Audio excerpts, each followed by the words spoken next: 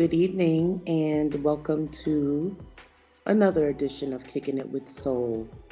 Tonight, we're going to kick off our new series.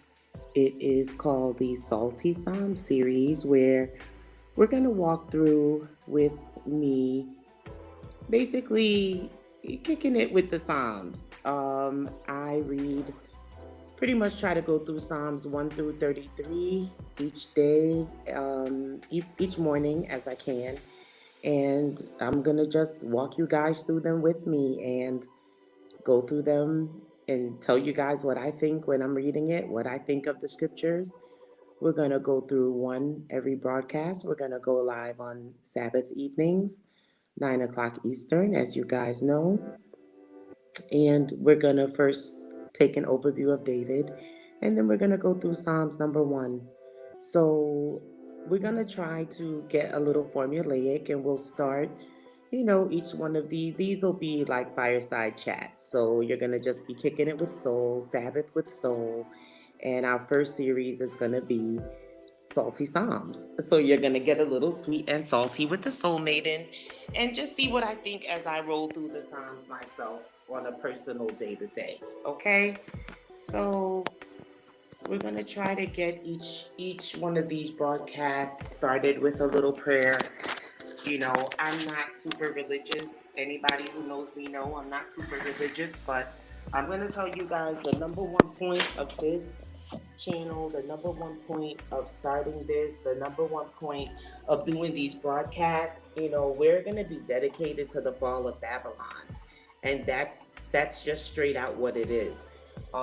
We're dedicated to the fall of Babylon. We're dedicated to the rise of Yah and Yah's people. And everything that we do is going to be towards that end, okay?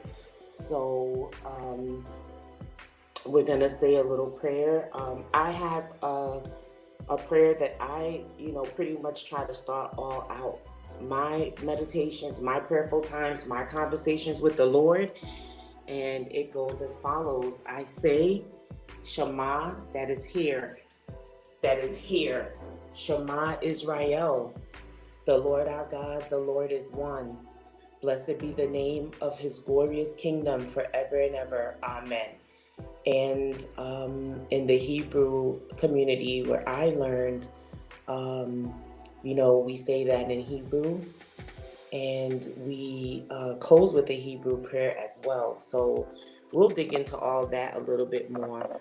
But for now, this evening, we're going to say, blessed be the name of the Lord, God of Israel. We thank you and we praise you for bringing us forth once more to bless and praise your name. We thank you for everything that you've done, everything you are doing, and everything that you will do. We just thank you and praise you, oh merciful, merciful God. And, in the words of the venerated reggae singer Everton Blender, we're going to lift our heads up to the Most High. We're going to lift our heads and hold them up high because we know that we win the fight, okay? Lift up your head, hold them up high. You know that you win the fight. So, in this channel, we're not going to come hard and fast. We're just going to give it to them slow. We're going to stick it to them and stick it to them slow because, that's how we do best. Real G's move in silence like lasagna, and that's what we're going to do. So we're going to get started our discussion as we dig into the salty Psalms, getting sweet and salty. We're going to talk about David. We're going to just do a quick overview. The time will come and you guys can let me know if you want to dig any deeper into David. But as we dig into the Psalms, we're just going to do a quick overview of David. David the shepherd, David the soldier, David the outlaw, David the mercenary, the king, the killer, servant, legend, icon. And I'm not gonna, dig too deep tonight because we want to get straight to it. And as you guys know, that I am a fan of keeping the videos um, you know, as short as necessary, but as long as needed. Okay, so number one, I'm going to try to do some voice projection and make sure that you guys can hear me clearly. So until I get my microphone, we're going to do these as fireside chats. You heard? So David considered the second king of ancient Israel because, as we all know, Saul was the first king of Israel. Israel didn't have an earthly king because Yah was their king, and they decided that they was going to take it upon themselves to ask for a king. And if my memory serves me correctly, God was not too pleased with that at the time. Now, I'm going to let y'all know that we still have those kings over us today. We asked for them, and now we got them, and they're still ruling over us at this time. But as many of us know, their time is coming to an end. Tick tock, tick tock. Okay. David, as we may or may not know, I'm going to try not to use generalities and just stick to the facts. So David, he was the youngest of all his brothers and sisters. He was a shepherd. He took care of the flock. And the way the Bible really put it is like he was by himself a lot of the time. Okay. He was out there. He very early on kind of like started writing and documenting, and so we know that him as a child, he was in love with the Lord, and he was also very valiant as a child because, he fought, off prey, that was trying to attack his father's flock. Okay. So David, as a young man, he was not a punk, okay? He wasn't really no punk when he was young, So, they say punks jump up to get beat down, but David was not that, okay? David killed a lion and a bear, okay, when he was young, all right? So he really wasn't no joke. So he comes along now, and the prophet was on the way to kind of name a king, all right? And y'all got to forgive me if I'm wrong, but I think it was the prophet Nathan, okay? The prophet Nathan was like, yo, let me just, God sent him to go and find somebody, go to the house of Jesse and name this person king, okay? And because David had brothers that was like, had more suave than him, like he had brothers that was way more smooth than him, like bigger than him, taller than him, with more prowess than him. So nobody didn't really think that he would. Actually, it wasn't Nathan, y'all forgive me, it was Samuel. It was Samuel that anointed David, right? So, nobody didn't really expect that David was going to be the one. Like all the other brothers was like stepping up thinking that they was going to be the one, and it wasn't really them. Like they dad Jesse like was bringing out all his sons, and Samuel just kept being like, no, that's not the one, and finally Samuel was like, no, none of these is one.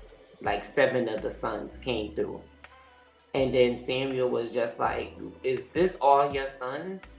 And then Jesse was like, well, the youngest is around here, but he just be keeping the sheep. So Samuel was like, you need to go get him because this not gonna be done until I see all the sons. So this one get here. So they went and got him. And the Bible say that he was, basically the Bible said David was fine, to be honest. He said, the Bible say he was ruddy, which means he had like color in his cheeks. He was like good stock. He had beautiful eyes and he was handsome. And the Lord told Samuel right then and there, that's the one. And so Samuel then anointed him. And the Bible say from that day, the Spirit of the Lord rests real heavy on David. Okay. So David now comes from being a shepherd, and at the pretty much the way the Bible put it, at the same time that the Spirit of the Lord rested heavy on David, the Spirit of the Lord left Saul, who was the first king. Now, if y'all want me to do a fireside chat to kick it about Saul, we can do that, because he was pretty salty as well. Okay, super salty. So Saul actually ended up getting tormented because he had did some stuff he wasn't supposed to do either, but we're not going to go off track. If y'all wanted me to do one on it, then leave a comment, okay? So basically they was like, yo, something is really tormenting you. So Saul was like, you know who I want? I need somebody who's going to come here and play some music. Now, we definitely going to get into the effects of music on this channel. I got plenty to say about that, but check this. He was like, you know what? If somebody could play some real fly music that could really chase this demon away that's bothering me, this harmful spirit that's bothering me. I'm not going to say demon because the Bible say the Lord put this harmful spirit on him. Because we know if you're in disobedience, it's open market. God could release something on you, or the devil, Hasatan. It don't really matter. It could come from either direction, okay? So Saul was like, yo, yeah, send me somebody that could play real dope. And one of his men was like, I know somebody. So he went and got David. Dun, dun, dun, dun, okay? They was like, we know somebody. He could play. He is an honest man. He a man of war. He got good words. He good with his words. He just pretty much that all around cat. The God is really with him. They told Saul this. So Saul was like, yo, sent a message to Jesse, send me your son, the one who be with the sheep. So basically Jesse was like, all right. He took a donkey, threw some bread on it, some wine on it, put a young goat on it, and sent David with it. And David, from then on, he went into service to the king. And the king, Saul, fell in love with David big time and made him his armor bearer. So armor bearer, that's just what it sounded like. David was responsible for carrying Saul's armor. And in modern times, an armor bearer, it'll be somebody who just be like your right-hand man, your lieutenant. They basically right next to you, okay? They carrying your armor. Hello, basically, they could get at you, okay? Because when you around them, like you don't have your armor on. So this is how close David got to him, okay? So Saul just straight up fell in love with him. And whenever David played his music, every time David played his music, the harmful spirit left from the king, okay? So right then and there, David pretty much proved his worth. He got anointed of the Lord, okay? At this time, I don't think everybody put two and two together that this is who is about to be the new king. But just like a good telenovela, David ends up right in service to Saul, okay? So right now he in the camp. He basically in there. Your second-hand man. Like, this is like Nino Brown and G Money, okay? So all of a sudden now, Israel got to go to war with the Philistines, okay? So the Philistines was like a race of giants, okay? We got physical evidence that they existed even right now to this day, all right? The Philistines, they come gathering up, so they want to go to war with Israel, okay? Now, their greatest warrior was Goliath. Mad big, mad tall, mad mean. He was like pretty big, okay? Like, y'all already know what time it is with Goliath, okay? So basically, he was like, y'all done gathered up, but y'all don't got nobody who even stepping up to fight me. Like, okay, like y'all whole army don't even want to come against me and my people, and y'all don't even want to come against me. So aren't y'all Saul boys? Like, aren't y'all supposed to be bussing? What's up? Okay. So he was like, at least just choose one man. Out of all y'all whole army, just choose one dude who y'all think could come and fight and kill me. Then if y'all kill me, my whole camp gonna be our servants. But if I kill them, then it's vice versa. Okay, y'all gonna have to serve us. So he threw down the gauntlet. He was like, just give me one man. So Israel was pretty shook. Okay, Saul, the king himself, was shook. Israel was shook. They didn't have not one dude that they could send down, okay, to fight against Goliath. So all of a sudden, David got wind of this. And David was like, I'ma go. You know what I mean? David was like, if nobody ain't gonna step up, I'ma just do it. Okay? Everybody jetted. Nobody was willing to fight Goliath. So Saul got wind of it that David wanted to do it. And Saul was like, nah, you can't go up against him. You just a kid still. But did Saul know that David had already killed a lion and a bear? You know what I mean? David had to put him up on game. And David was like, in case you didn't know, okay, I used to keep sheep for my dad. And whenever a lion or a bear came and took a lamb from the flock, I went after him.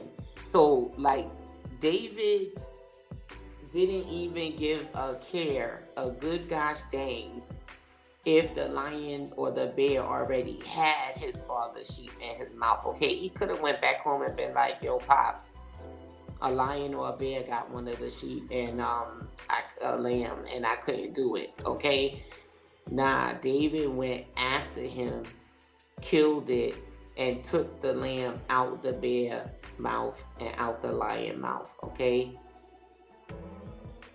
so David pretty much was like, I done been struck down by lions and bears. So this uncircumcised heathen, basically, is what David pretty much was saying. This uncircumcised heathen gonna be just like that. Again, punks jump up to get beat down. David didn't even care. He wasn't having it, okay? Because this heathen had the nerve to defy the armies of the living God. And now that's a note. We need to understand who we are. We need to understand what we are. And we need to understand what time it is. Okay?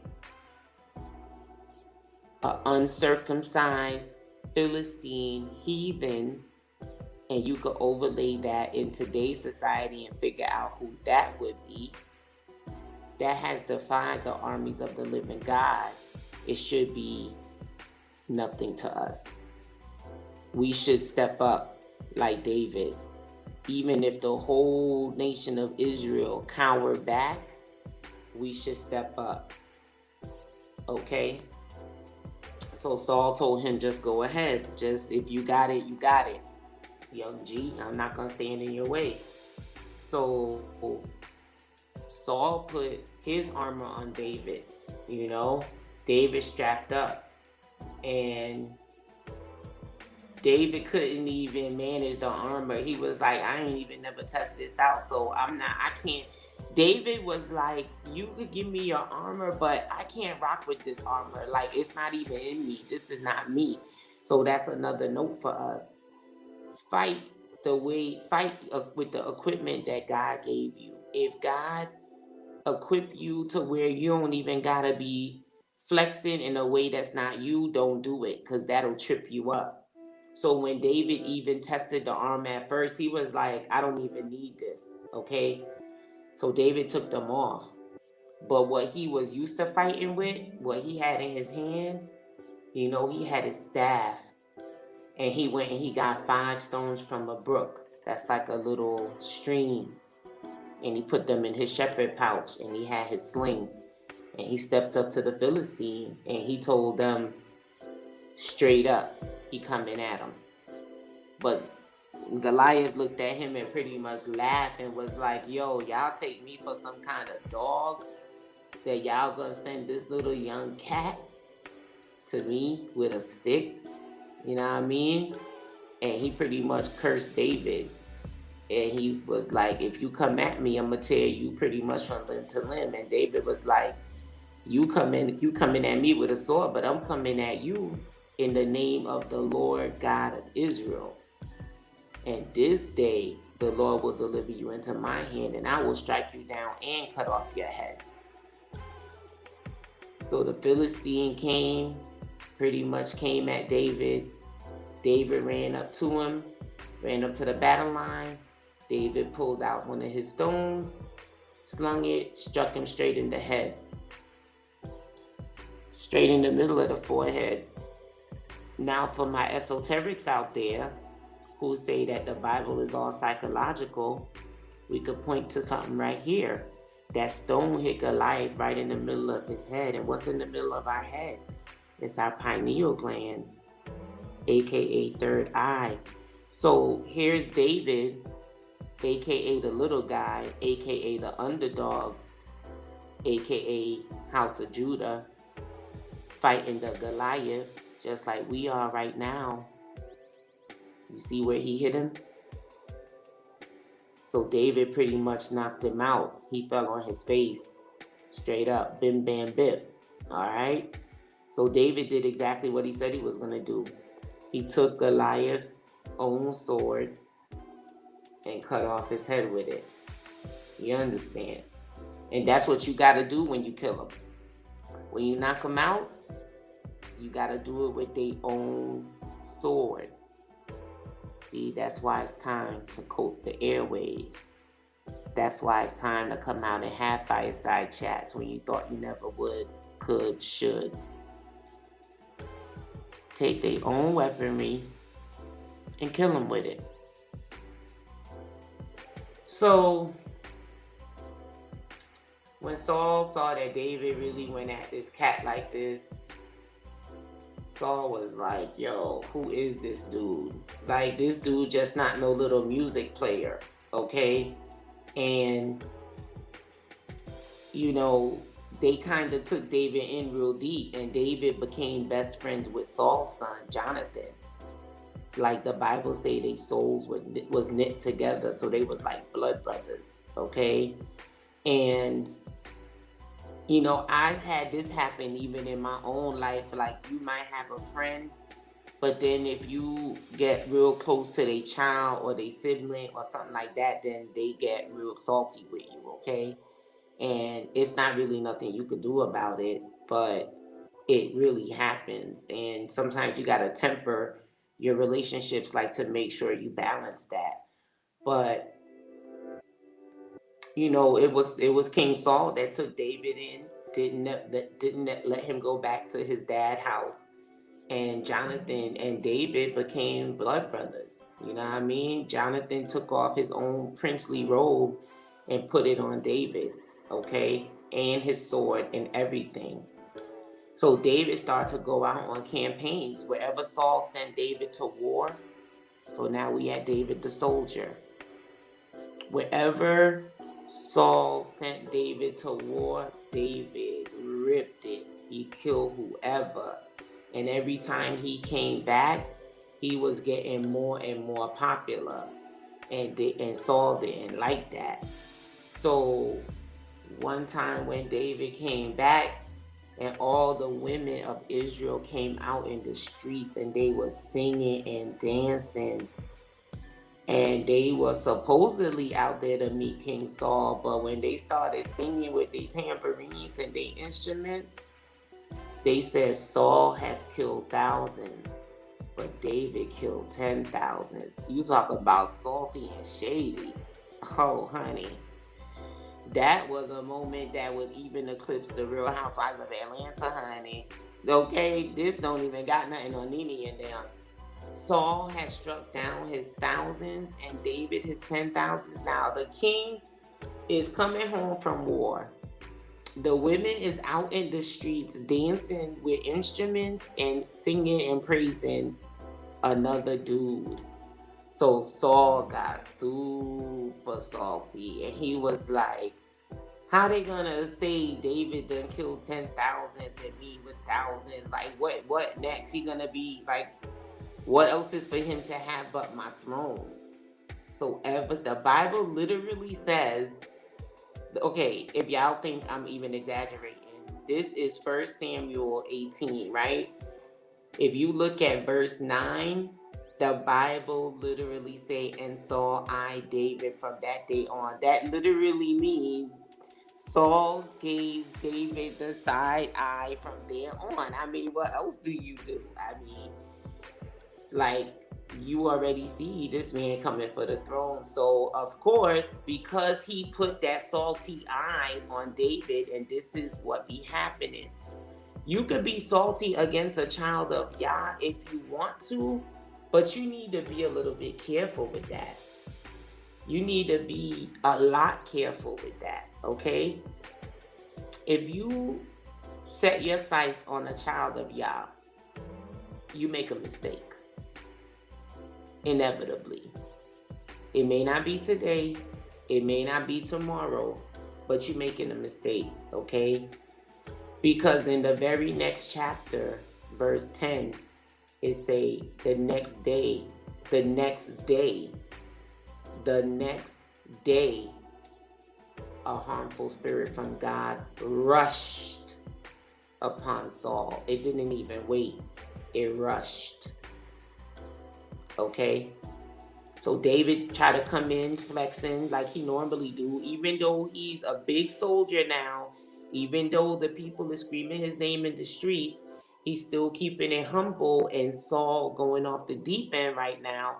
So he coming into play like he did every day. But this day, Saul had his spear in his hand. And he was like, you know what? I'm going to pin his tail to the wall. He tried to pin David to the wall twice with his spear. But David missed. David, like, got out of it quick. You heard? So then Saul really knew he was out of gas, because right then now he know that God is with David. God is not with him no more. So what he did, he just got David out of his house. Okay, he made David jet, and he just get out of here. He made him like a big captain, and he just told him just get out his house and like take you and all your stuff with you. But all of Israel and all of Judah loved David because he kept everything 100 with them. The Bible says he went out and came in before them, so he was a man of the people. Okay? And then he even was like, Saul just was like, even just take my daughter. You know what I mean? Just take my daughter. And Saul wanted to give him his oldest daughter, but then she had to go to somebody else. But David was like, nah, like, I'm not nobody.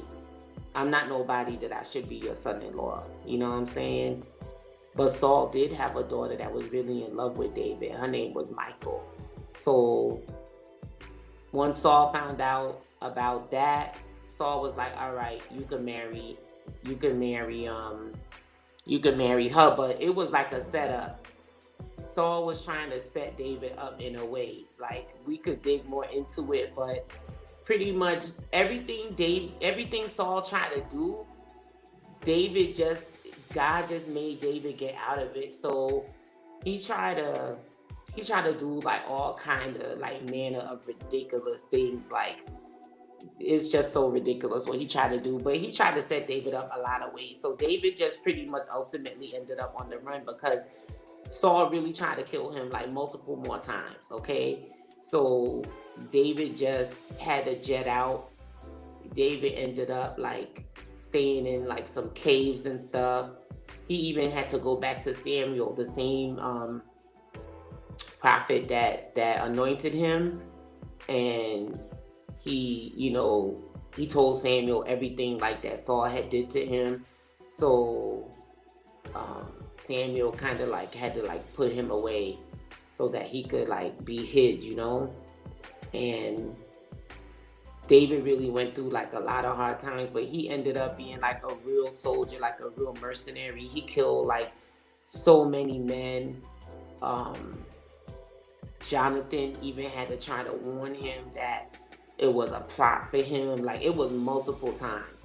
Jonathan even really had to warn him, like on the new moon. We talked about that new moon. Like things be going on under that new moon. Y'all gotta pay attention.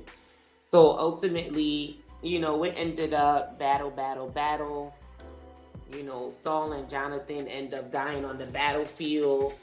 It was a big problem with them. Like I said, we could deal with that because the story so intertwines. But that pretty much tells you how David went from shepherd from shepherd to soldier to outlaw. He had to be on the run from King Saul because Saul wanted to kill him. He had to be a mercenary because he basically had to like hunt down Philistines and all these other tribes of Gentiles. And Saul and Jonathan, sadly, Jonathan didn't get to be king. They both died on the battlefield, and so David then rose as a king, right? Now, even though David had killed as a soldier before, there's another designation, a separate designation of David as a killer, because David took a life out of covetousness, out of greed. Like, he saw this lady bathing out his window one day, and she was real beautiful. Her name was Bathsheba, and he pretty much was lusting after her. He wanted her. He was the king, and he had so many wives. But you know how it be sometimes, like, you just be like, just need one more. We don't know why. We as humans are like that sometimes, but sometimes you can't eat just one Lay's, and sometimes you can't just have one partner. He had many, but he saw this one, and it was one that belonged to another. And she was actually the wife of his homeboy, Uriah. And when he found out, he basically pulled a shiesty move, a real salty move. He did.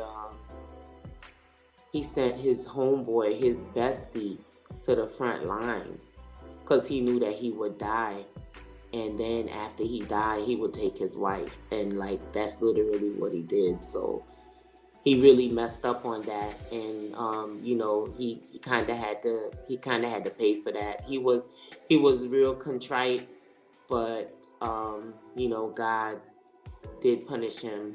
The scriptures say, and his first child with her died. Okay, and from there, David really learned a lesson, and from that point on, basically, David really lived a contrite life as a servant of Yah, and he wrote the Psalms. And through the writing of the Psalms, and through a lot of the prophesying that he prophesied several times about Yeshua, he rose to the stature of legend, in my opinion, and now icon. Okay,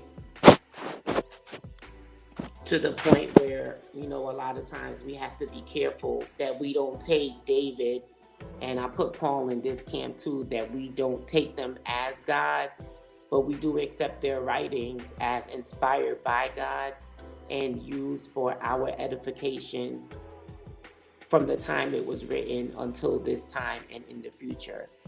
Just as me as a writer, I would want, if God inspired me to write something, I would want somebody to read it and say, okay, this is inspired by God, and this would help me in my life and in my walk with God, but this is not God.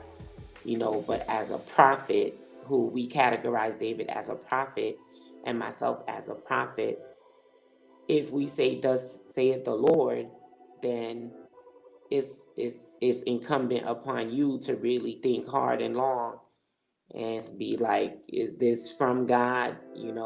I'm not God. The prophet is not God. But you gotta know within yourself and sharpen your discernment to decide whether or not words are from God. Okay? So moving on through the Psalty Psalms. You guys let me know if you enjoyed my breakdown of David introduction. And again, we could definitely do in-depth Bible studies. You guys know I love a good PowerPoint slide, or you'll learn that I do anyway. So, talk about David. So, to wrap up David, what was very unique about David in that time? Israel was just a rising nation, and Saul's faith, Saul as the first king, he was shaky in his relationship with the God of Abraham, Isaac, and Jacob, because he would go and seek outside help, see witches and stuff like that. He wasn't really a hundred on point with Yah as he should have been as a king. But David, now when David stepped up, David was 100 down with Yah, God of Abraham, Isaac, and Jacob. Okay. And yeah, he killed his best friend so he could get his wife, but we all make mistakes. I'm not downplaying what he did. Like, that was really like, hey, that was real shady. But he really, when he stepped up as king, his faith in the God of Abraham, Isaac, and Jacob, is concrete, and he led that way. He led with his faith. He was a servant king, and so his faith did set him apart from the other kings that Israel had. But what set David apart even more was David's willingness to be utterly contrite in heart.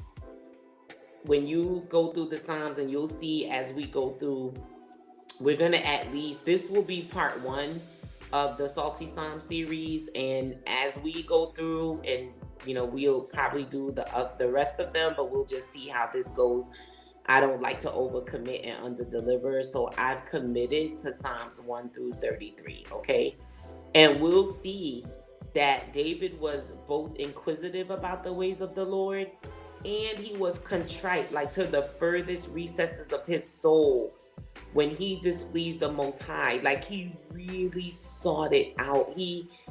And this is something that I take away from the Psalms, the fact that David pretty much almost he pretty much got a flashlight and went inside and search within. And that's what you have to do, because that's the only way that you could root out sin, whether it's intentional sin, accidental sin,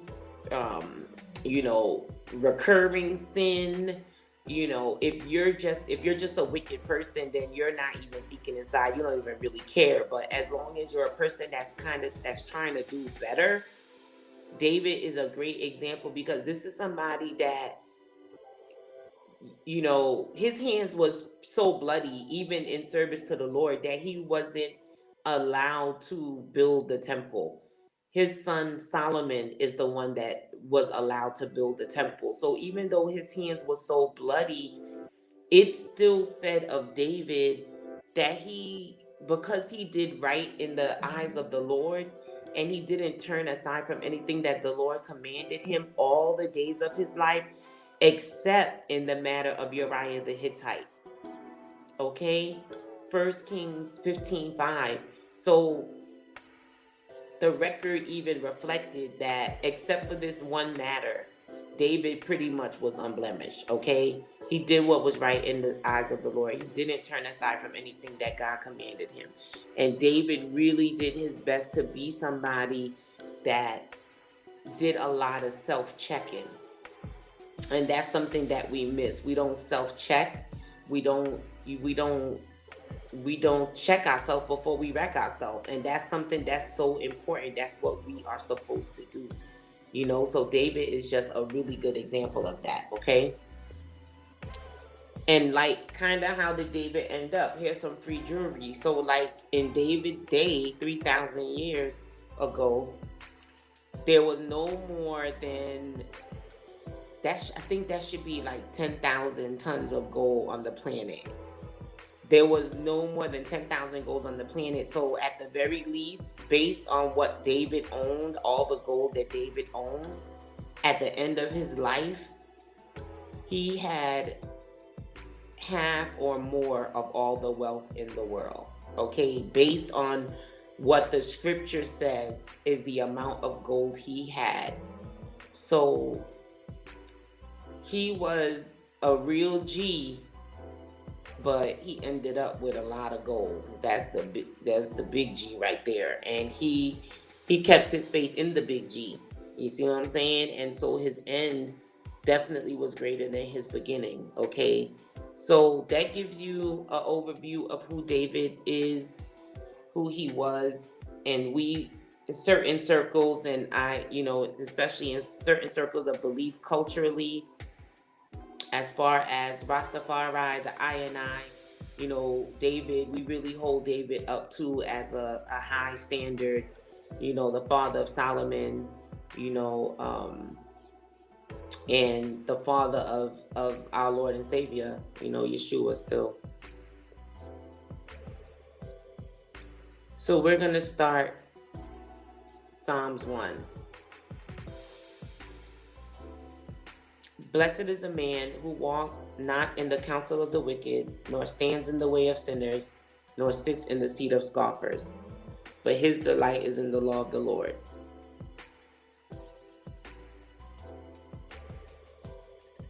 And on his law he meditates day and night. He is like a tree planted by the streams of water, that yields its fruit in its season, and its leaf does not wither. So let's take a beat right here. So blessed is the man who walks not in the counsel of the wicked, nor stands in the way of sinners, nor sits in the seat of the scoffers. But his delight is in the law of the Lord. So this is 100% about the company you keep, okay? So walking not in the counsel of the wicked. Do not have a wicked friend. Do not have a friend who they're always on some evil time, some demon time, and then you sitting there getting advice from them. What advice do you think that you're gonna get? Like, no, okay? Don't do that. Don't do that. You will not be blessed. Nor stands in the way of sinners. Okay, so who do you congregate with? Who are you standing around with? When you go out, who are you with? Are you standing around in the way of sinners? Are you hanging around where, things are probably not so much on the up and up, Nor sit in the seat of scoffers. I've known people that, like, their whole conversation is just negative about other people. And I've also been that person, okay? You can't just be sitting around and every person you see, you just saying something negative about them, or every situation, you're just negative, scoffing after people, making fun of people. You cannot continue to keep the company of those people. You can't elevate that way, okay? What should you be doing? Your delight should be in the law of the Lord. This is a work in progress. You might not just be able to snap your fingers and just be like, oh, I could be this overnight. But you got to at least start thinking about it. Start thinking about being this type of person. Start looking around at the people that you're around and just being like, is this person just negative all the time? Is this person only talking about other people all the time? Am I only conversing with this person or conversating with this person, on negative stuff? Why? You got to try to cut that out, right? So your delight is in the law of the Lord, and on this law you meditate day and night. So the law of the Lord is like, try to meditate on goodly things. Try to think, who can I help today? What can I do today? Get up in the morning. Be thankful that you even just woke up. Just start off with that. Be thankful that you woke up. Be thankful that you had a good night's rest. Pray if you didn't. Okay? If you didn't have a good night's rest, just, lay in bed and just talk to God and be like, what's going on? I didn't sleep that good last night. You got to open up a channel of dialogue between you and Yah so that you can get those downloads, because he will talk to you. So meditate day and night. Do what you can to get some positive thoughts in there. Do your positive confessions. I call them positive confessions, affirmations. Meditate. Even if it's just a couple of seconds here and there, try to gain some traction with your own thoughts. What will this person be like? This person will be like a tree planted by the streams of water that yields its fruit in its season, and its leaf does not wither. So you'll be like a tree planted by the water. Well, then you know that the roots are getting fed, right? That yields its fruit in its season. So you will be like a tree that is like clockwork. When it's time to bear fruit, boom, it's right there. You don't get negatively affected by drought. You don't negatively get affected by pesticide. You don't negatively get affected by GMOs. You don't negatively get affected by Monsanto. You don't negatively get affected by chemtrails. You yield your fruit properly in its season, and your leaf does not wither. Well, guess what? In all that that person does, they will prosper. But the wicked are not so. These people back here, these people right here, who company you got to try to get out of, yeah, they're not like that. What are they like? They are like the shaft that the wind drives away. So when you're harvesting wheat, you get the wheat, the nice healthy wheat. You guys all know what wheat looks like. And then you get the shaft, right? And the shaft, it just blows away. The wind just blows it. It doesn't have no foundation or nothing. It just blows away like a piece of tumbleweed, okay? That's what the wicked ends up like. So therefore, the wicked, they won't be able to stand upright. You see, when it comes time for the judgment, they won't be able to stand upright before God. The wicked will not stand in the judgment, nor sinners in the congregation of the righteous. For the Lord knows the way of the righteous, but the way of the wicked will perish. Okay? So you got two distinct camps right here. Psalms 1. Okay? So David kicks it off, the way they put the scriptures together and the way they cataloged everything for us. It does kick it off with a bang. Okay? Psalm 1 is short and sweet. Blessed is the man who walks not in the counsel of the wicked, nor stands in the way of sinners, nor sits in the seat of scoffers. So you take those actions right there and you bring it all down. The Lord knows the way of the righteous. The Lord knows that way. And he knows the end that he has in mind for you when you're on that side of the fence.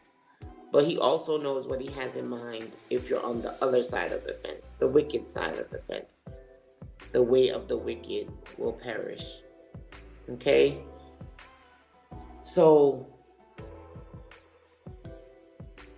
how deep can your roots go?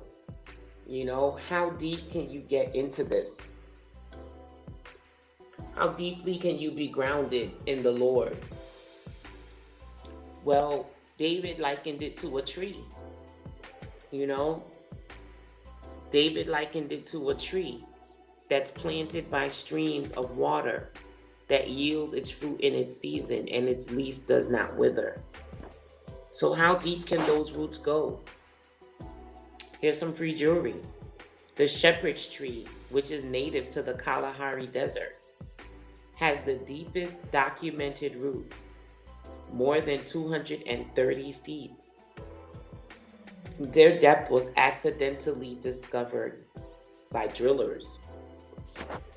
So you can go real deep. You can go real deep. Okay? Your roots can go really deep in Yah. And you can take it one little tiny step at a time.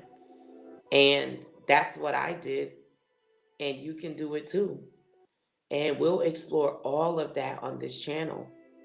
So I hope you guys enjoyed the first episode of the Psalty Psalms series. This one ran a little bit longer. It'll go depending on the length of the chapter. But we are starting off once again with Psalms 1 through 33.